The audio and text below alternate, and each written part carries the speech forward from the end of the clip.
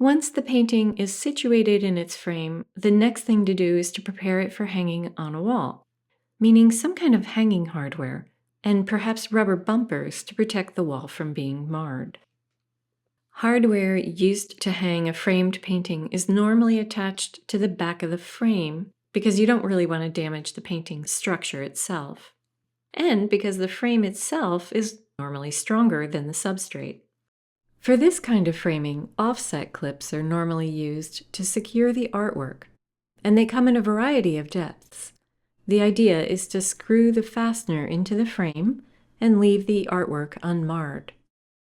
If there's a liner, perhaps if you're framing an oil painting with a liner, don't attach the hardware to that because it's too weak and it might crack. And make sure that the screw that you use is not longer than the thickness of the frame. You don't want it to come out the other side of the frame. Allow some space between the tip of the screw and the face of the frame.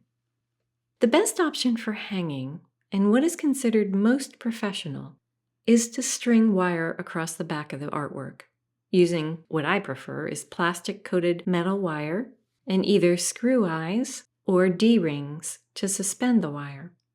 Most facilities seem to prefer D-rings, so unless the frame is too thin, that's what I normally use. Now there are different kinds of D-rings, some which are meant for heavier pieces. The heavier the painting, the thicker the wire, and the more secure the D-ring should be. Some of them use 2 screws, and that would be for a heavier weight painting. D-rings or eye screws are normally placed about 1/4 or 1/3 of the way down from the top of the frame, on the back again.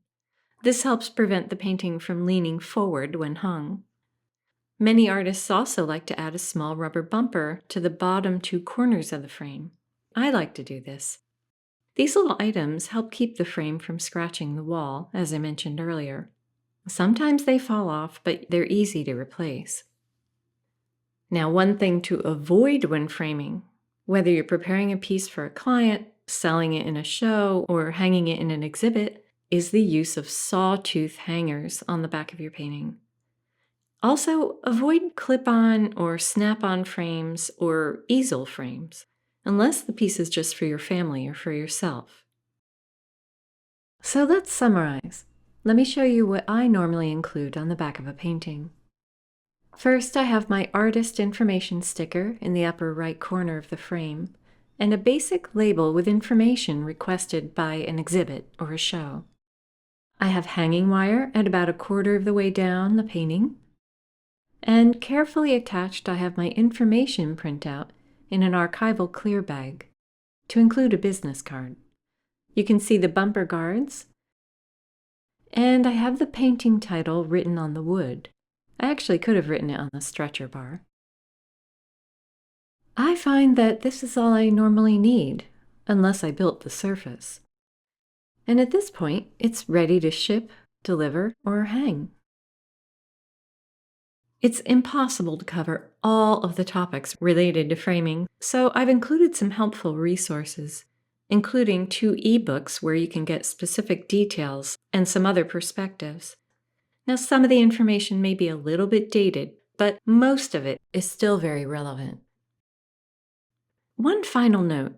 Some people have a natural knack for framing, but some struggle with it.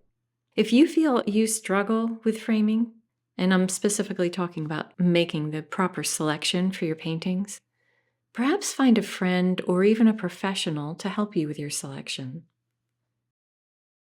So now let me walk you through 2 complete framing demos. I'm going to frame one painting on paper using the flat sandwiching method, and I'll frame one piece on canvas panel using the direct framing method.